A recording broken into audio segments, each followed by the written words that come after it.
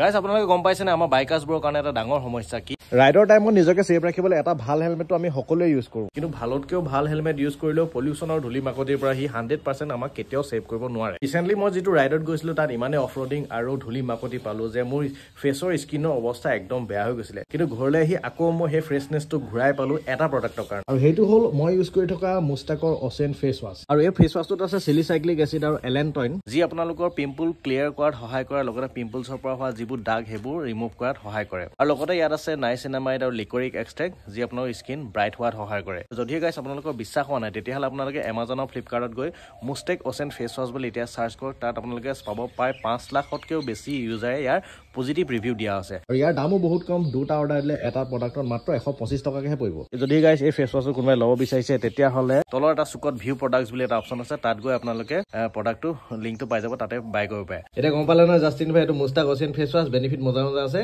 আজিৰ পৰা ইউজ কৰিবা থেংক ইউ ইউজটো কৰি চাওঁ কেনেকুৱা মজা থেংক ইউ ছ' মাছ জয় অসম